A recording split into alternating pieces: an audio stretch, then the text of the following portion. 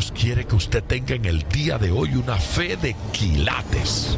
Más de 4 décadas dedicadas a la evangelización del mundo. Yo le estoy diciendo estas palabras para que usted fundamente su fe en realidades, en estas realidades eternas. Su contribución a la literatura cristiana hace evidente su compromiso con el Señor de hacer discípulos y formar ministros. La oferta del Señor a nuestras vidas es que nuestra fe crezca. Que nuestra fe sea fortalecida. Escuchemos al doctor Díaz Pavón en Para que el mundo crea. Reciba la paz del Señor con mi saludo. Cuánta alegría poder compartir con usted en el día de hoy. Soy el pastor Díaz Pavón. Me siento feliz de poder compartir con usted hoy. Ayer comencé a hablar del tema El nuevo pacto en acción, intentando alejarnos un poco del nuevo pacto simplemente como un concepto filosófico y hablar del nuevo pacto de forma práctica. En el Antiguo Testamento, el Señor nos habla y nos hace saber que las leyes, sus mandamientos, sus palabras, Él habría de escribirlas en nuestro corazón, que habría de venir para habitar con nosotros y que seríamos su pueblo y Él sería nuestro Dios. Esa es la promesa que desde el Antiguo Testamento pues viene caminando y que tiene cabal cumplimiento en el Nuevo Testamento, en esto que llamamos el nuevo pacto. Por lo tanto, el nuevo pacto, la iglesia, el pueblo de Dios, es mucho más que una religión.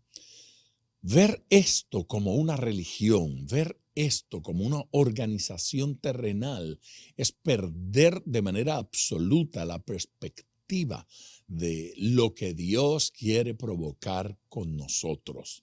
Somos su pueblo. Él es nuestro Dios. Él nos acompaña, se manifiesta en nosotros. Y esa presencia del Señor es determinante en el entendimiento de lo que es el nuevo pacto en acción. Ayer yo terminé mis palabras leyendo 2 pasajes de las Escrituras. Quiero leerlos nuevamente para continuar de allí en el día de hoy y ver hasta dónde podemos llegar. El penúltimo versículo que leí ayer fue el de Juan capítulo 20 y versículo 21. Él dice: entonces Jesús les dijo otra vez: paz a vosotros. Como me envió el Padre, así también yo os envío. Y de allí intenté identificar algunas cosas en cuanto a la forma y manera en que el Padre envió al Hijo y la forma y manera en que el Hijo nos envía a nosotros. Jesús nos ha enviado. Contamos con su presencia, contamos con su apoyo, porque eso de enviar realmente es acompañar. Él nos acompaña, nos invita a ir con Él. Hablamos de que Jesús profetizó que nos abandonarían y que nos abandonaron. Jesús dijo que nos perseguirían y en efecto nos persiguieron. Jesús dijo que Él sufriría y que nosotros también sufriríamos, y que Él sufrió y nosotros vivimos la experiencia del sufrimiento, que el mundo le dio la espalda a Él, que le habría de dar la espalda, y en efecto ocurrió, y que a nosotros también nos darían la espalda, y todo eso lo hemos visto. Jesús profetizó que lo habrían de matar, y dijo cómo, en la cruz, etcétera, como a un maleante, y en efecto ocurrió. Jesús dijo que resucitaría y resucitó. Jesús dijo que ascendería y ascendió al cielo. Jesús profetizó que Él volvería y va a volver. Ahora, cuando utilizo el término volver o regresar, Estoy hablando de la segunda venida de Cristo. Y en efecto, eso está por ocurrir, ocurrirá en algún momento. Yo sé que más de una persona, cuando hablamos del retorno de Jesucristo a la tierra, miran a uno, nos escuchan y nos llegan a considerar fanáticos religiosos, que estamos esperando una extraña manifestación que nunca va a ocurrir.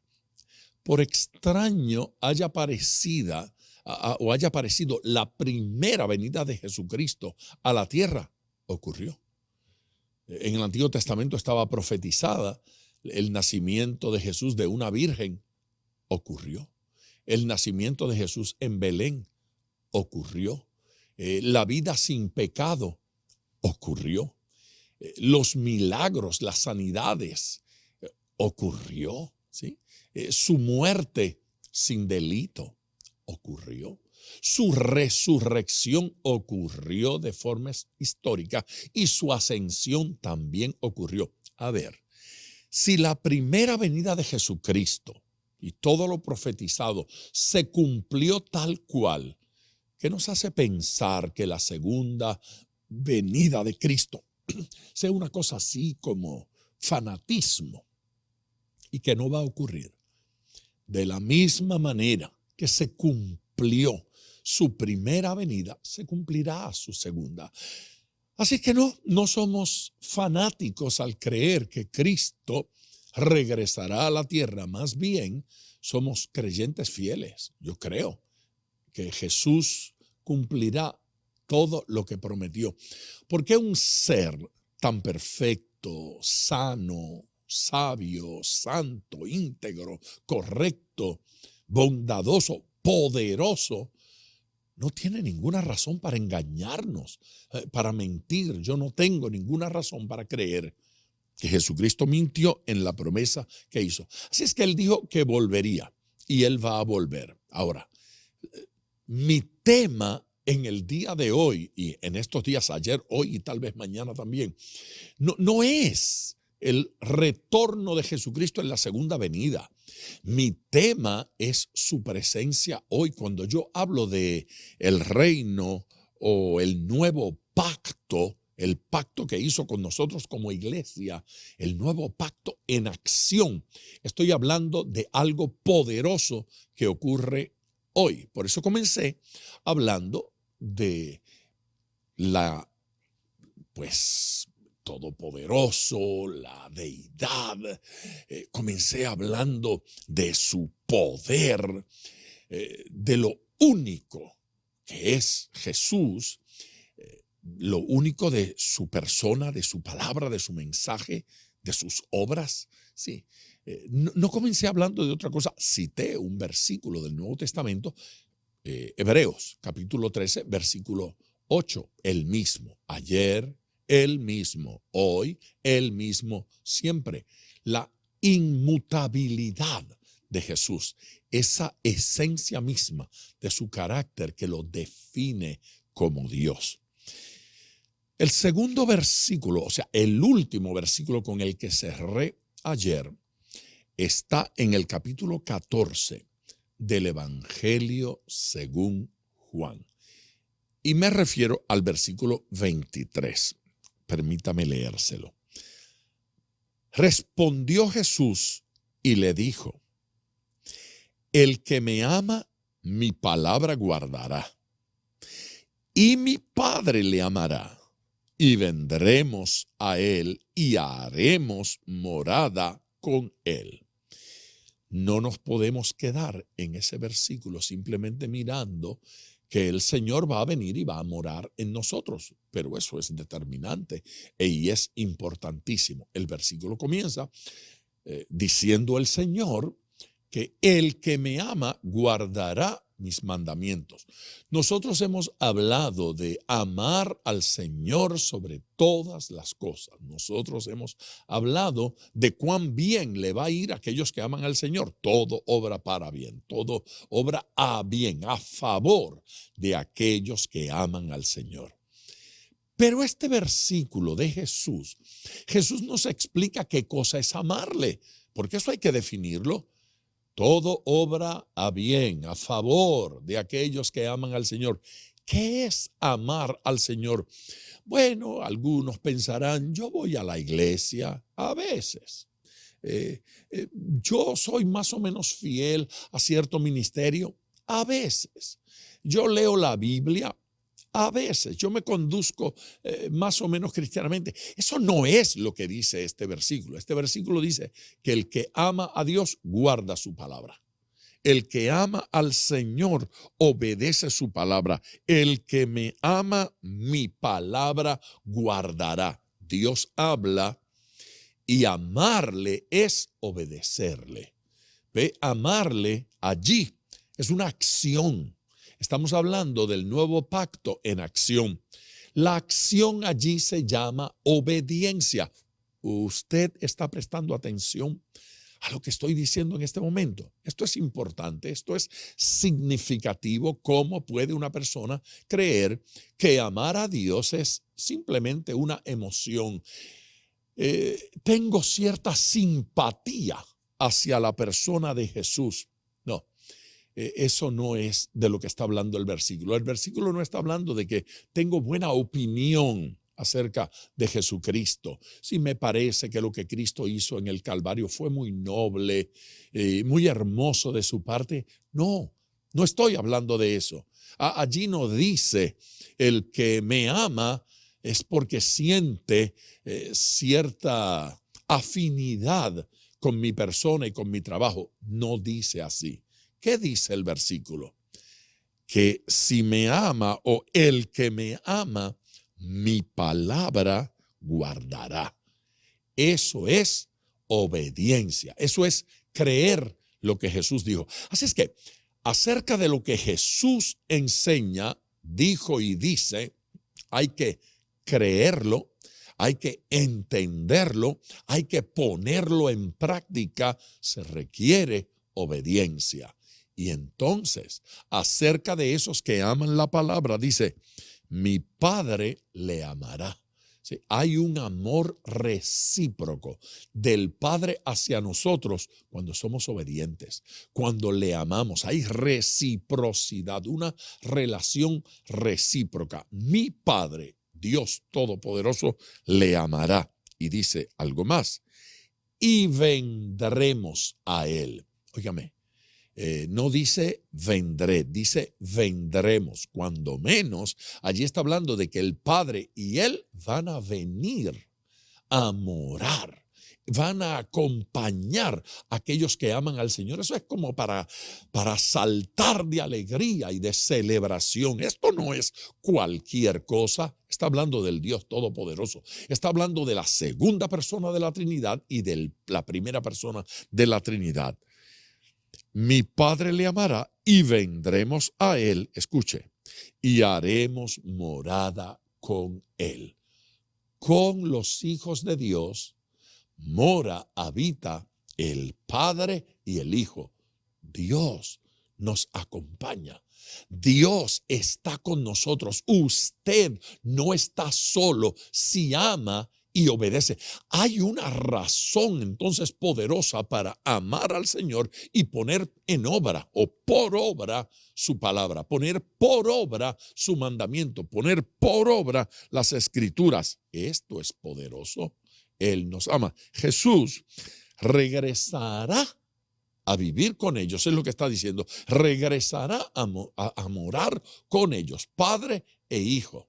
Así es que todo convertido, todo nacido de nuevo debe entender que el Padre, el Hijo, han venido a morar, a cohabitar con ellos.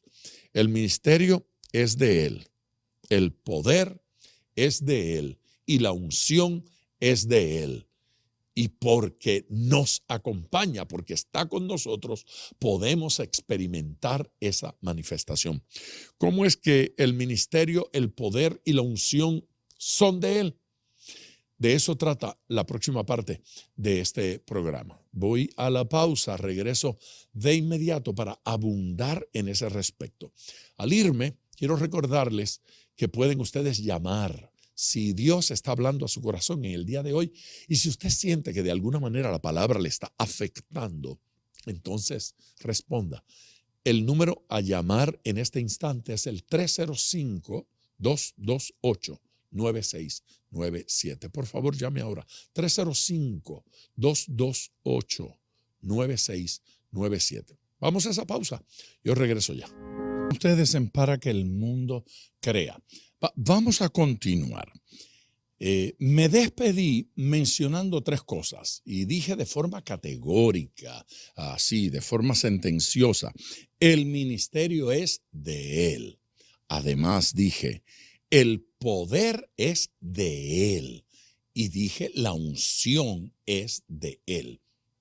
Todo es de Él.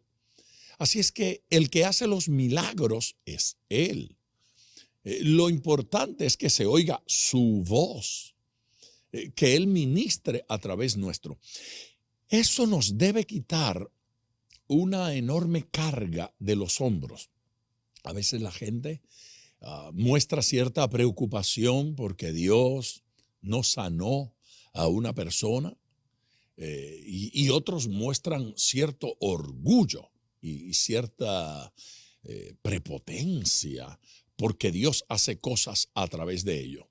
Mire, si nosotros entendemos que el poder es de Dios y si entendemos que la unción es de Dios y si entendemos que el ministerio es de Dios, hay 2 cosas que no nos deben afectar.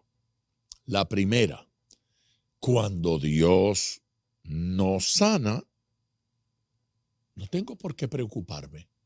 Y cuando Dios sana, no tengo por qué enorgullecerme. Esto es básico, esto es elemental en el nuevo pacto, acción del nuevo pacto. Lo que Dios no hace no es mi problema y lo que Dios hace no es mi gloria.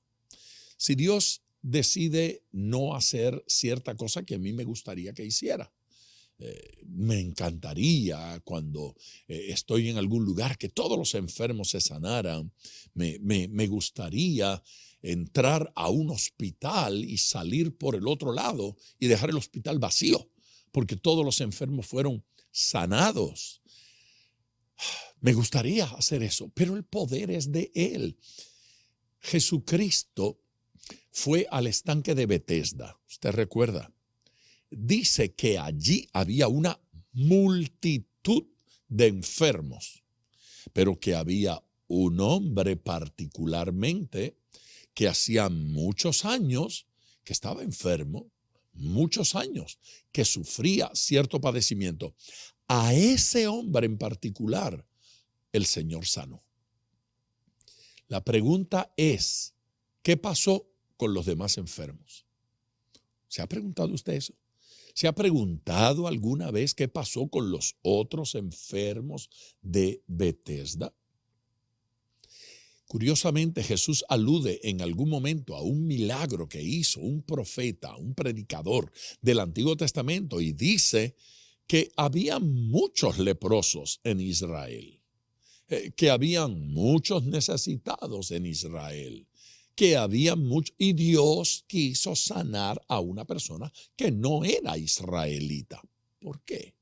Porque Dios es soberano, porque en su soberanía nosotros no le podemos decir a Dios qué hacer.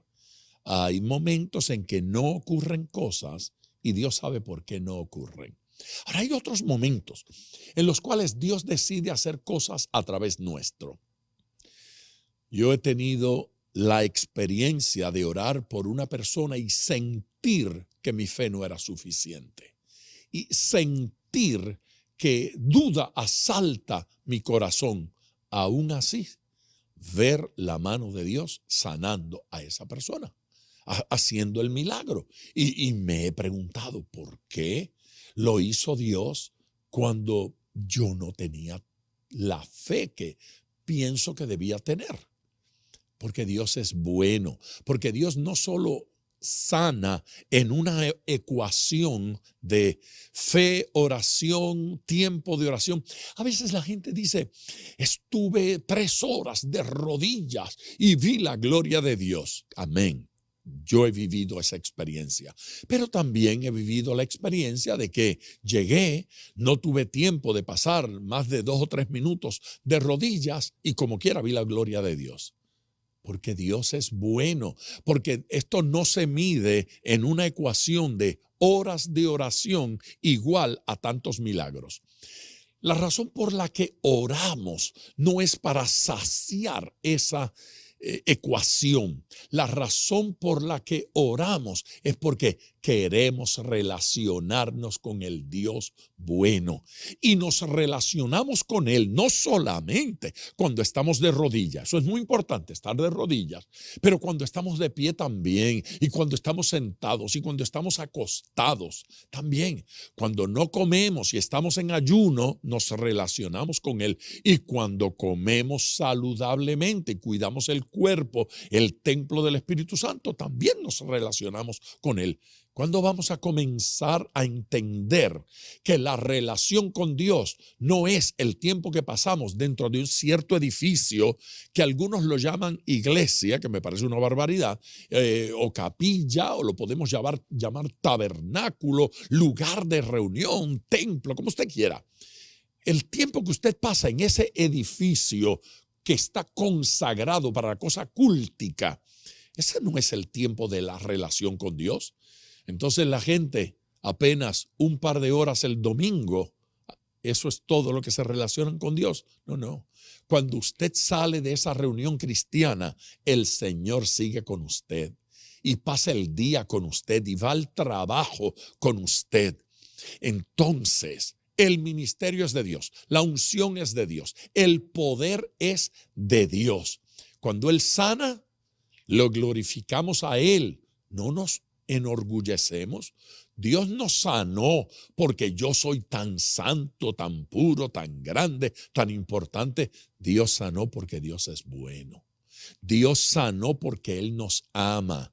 Y cuando Dios nos sanó, Dios tiene un plan. Dios sabe por qué. Dios no nos abandonó. Dios no dejó de amarnos. Bueno, en esta proyección de el nuevo pacto en acción, en esa proyección de la realidad presente del Espíritu Santo, debemos entender que somos su voz y debemos vivir como su voz y expresarnos como su voz.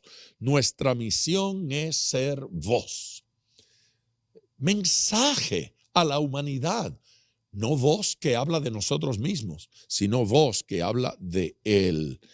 Somos las únicas criaturas en el mundo capaces de llevar el mensaje salvador de nuestro Señor Jesucristo. Piénselo por un instante.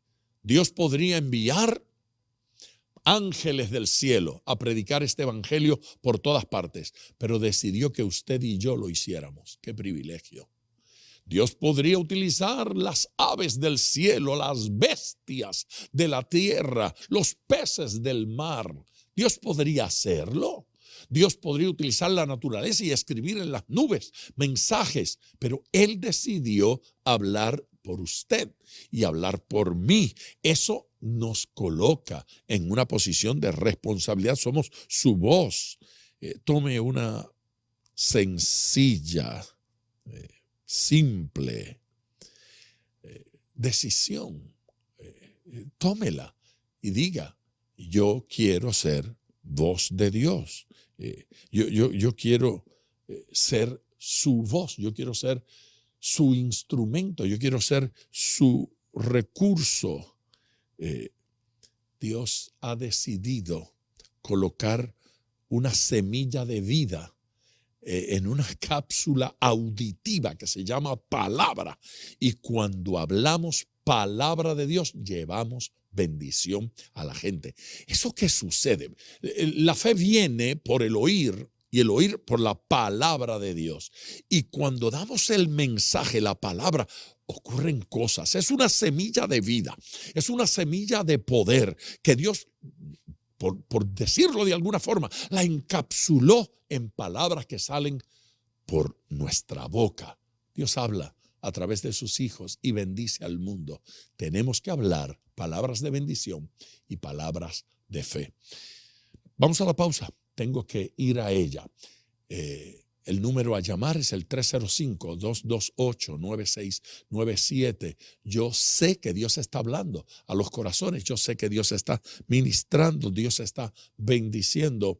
Responda al Señor en este instante. Responda a Dios en este momento. Dígale al Señor, sí, Señor, yo quiero ser tu instrumento. Permítame orar con usted ahora. 305-228-9697. Vamos a la pausa.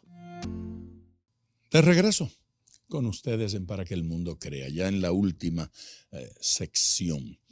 A ver, ¿qué podemos añadir a lo que hemos dicho? Me despedí en el segmento pasado con una frase, hablando de la semilla y diciendo que la encapsulamos en una cosa que se llama sonido, que se llama voz. Estoy insistiendo en que usted y yo somos la voz de Dios en este mundo. Dios está hablando a través de nosotros y Dios podría hacerlo a través de cualquier ser. Dios podría hacerlo a través de cualquier cosa que Él haya creado, pero Dios decidió hacerlo a través de hombres y mujeres que se ponen en sus manos. La idea entonces es que tomemos esa semilla que se llama palabra de Dios. Y esa semilla la ponemos en una cápsula que se llama sonido y nos dedicamos a sembrar. ¿Cómo se siembra? Se siembra hablando, se siembra dando la palabra, se siembra ministrando, se siembra enseñando, se siembra proclamando. Jesucristo se va a los cielos y comienza otra era, otra etapa. Él envía su Espíritu Santo y comienza una etapa en la historia que es la era de los testigos. Nos ha llamado testigos. Mire, no se desanime, no se frustre. No es nuestra ni la cosecha, ni la siembra, ni la semilla, no nos pertenece. Esto es un proyecto de Dios, es un plan de Dios. Dios ha decidido a través nuestro, utilizando la voz, hablar y sembrar semillas. Nuestra responsabilidad es ir por el mundo bendiciendo, sembrando semilla a cada oído, a cada corazón, a cada mente, sembrar palabra de Dios. El resultado lo va a provocar Dios. Si el corazón es tierra fértil o no lo es, eso es problema de Dios. No es nuestro problema. ¿Cuál es nuestra responsabilidad? Hacer aquello que Dios nos mandó a hacer. La iglesia, en lugar de juzgar, pelear y ocuparse de tantas tonterías, tiene que entender, o tenemos que entender como iglesia, cuál es nuestra función. Hablemos palabra de Dios, demos palabra de Dios, bendigamos a tantos como podamos alcanzar, alcancemos más que los que estamos alcanzando. No nos desanimemos, no se desanime. Ni por lo que sucede, ni por lo que no sucede. Si no sucede algo, Dios está en control. Y si sucede algo, Dios está en control. Cuando eso que sucede es malo, Dios hará que obre para bien en la medida en que nosotros estamos comprometidos en amor para con Él. Si lo que sucede es bueno, démosle gloria a Dios, porque no es algo que sucede porque somos la gran cosa, es algo que sucede porque Él es la gran cosa. Ni se desanime, ni se canse. El capítulo 24 del Evangelio según Lucas y versículo 48 dice: y vosotros sois testigos de estas cosas. ¿Qué somos? Testigos de estas cosas. Bueno, los apóstoles que caminaron de Jesús, ellos fueron testigos oculares de lo que Jesús hacía en aquel tiempo, lo que Jesús hizo, de él, de su vida, de su resurrección, de su muerte, etc. No somos usted y yo testigos de ese evento porque no estábamos allí, pero somos testigos hoy de lo que Dios está haciendo. Somos testigos de lo que el Señor está haciendo hoy. Realmente, la única cosa que nosotros tenemos que definir es si ese versículo 8 del capítulo 1 del libro de los Hechos es para nosotros o no lo es. Leo ese versículo. Es digno de que se lea ahora. Pero recibiréis poder cuando haya venido sobre vosotros el Espíritu Santo, y me seréis testigos. ¿Dónde? Mire, en Jerusalén, en toda Judea, en Samaria y hasta lo último de la tierra. Decididamente, los discípulos, los que escucharon de primera mano esta palabra, no la cumplieron plenamente. No llegaron hasta lo último de la tierra. No cubrieron el planeta completo. Entonces, queda trabajo que hacer. La pregunta ¿es usted de esos a quienes el Señor envió? Pues a mí me parece que sí, porque Él envió a los creyentes, Él envió a los discípulos. Acepte que esto es para usted. Yo acepté que es para mí. Por eso estoy aquí hablando, palabra de Dios. Por eso vivo para hacer eso. Quiero hacer eso día y noche. No quiero hacer otra cosa en mi vida que no sea sembrar palabra de fe en cada corazón. Oído, mente, corazón, enviar el mensaje de la palabra de Dios y confiar que esa palabra de Dios es suficientemente poderosa para transformar vidas. Mi vida consiste en pararme frente a auditorios, congregaciones, en coliseos o en estadios o en edificios de las iglesias, edificios dedicados a la cosa religiosa, en tantos lugares, estar allí y hablar palabra de Dios. Usted sabe, me toca cada cierto tiempo hablar en un auditorio donde hay gente que no cree, que fueron allí para negar. Me tocó en Venezuela una vez predicar en un lugar donde una mujer con porte varonil se paró en medio del pasillo, en la parte de atrás del auditorio, con los brazos cruzados, mirándome con ese gesto desafiante. Cuando terminó el culto, esa mujer vino a hablar conmigo y me testificó. Yo vine a golpearlo. Yo estaba esperando el momento de poder acercarme a usted para golpearlo. Pero mientras usted hablaba, esa palabra transformó mi corazón. Y yo estoy aquí, dijo, ahora para decirle que Jesucristo es mi Señor. Esa mujer se convirtió al Señor aquel día. Yo tengo que continuar con este tema, pero ahora tengo que ir a la última pausa y regreso en tiempo de oración. Ya estamos en tiempo de oración. Si usted no ha llamado, hágalo en este momento. El número es el 305-228-9697. Por favor, llame ahora y comparta su urgencia, su necesidad, su problema o simplemente su solicitud de oración. 305-228-9697. Si prefiere escribirme, le doy la dirección electrónica. Es biblia@diaspavon.com. biblia@diaspavon.com. Y no olvide que estas enseñanzas y mensajes están en YouTube, en nuestro canal, que es Pastor Díaz Pavón. En YouTube, vaya, sintonice y inscríbase, suscríbase a nuestro canal, dele ahí a la campanita y dele like para que le lleguen regularmente pues, los mensajes de cuando estamos en el aire con estos mensajes, con esta palabra. Padre eterno, gracias por la vida de tanta gente que se va uniendo, Señor, a los que sintonizan este programa diariamente. Gracias porque los testimonios nos alcanzan de cómo personas están cambiando, cómo creyentes están creciendo, cómo pastores, ministros, predicadores testifican que tú los has renovado y esas palabras nos llenan de entusiasmo y de alegría.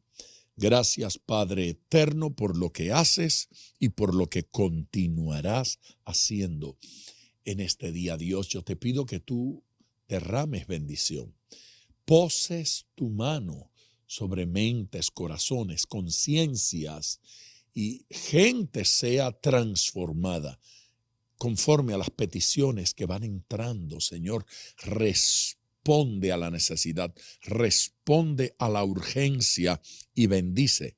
Bendice con paz, bendice con un milagro, bendice, Señor, con una ministración hermosa y poderosa. En el nombre de Jesús. Amén, Señor eterno. Amén. Ha sido grato compartir con usted en el día de hoy. Quede con esta palabra, pero mañana vamos a añadir otro aspecto a la palabra recibida. Hasta mañana. Gracias por sintonizar Para que el Mundo Crea con el Dr. Díaz Pavón. Nuestro ministerio desea brindarle acceso a este programa descargando gratuitamente la aplicación DPM Radio. Para oración, comuníquenos su necesidad llamando al 305-228-9697. 305-228-9697 o en las redes Facebook e Instagram bajo Díaz Pavón Ministries.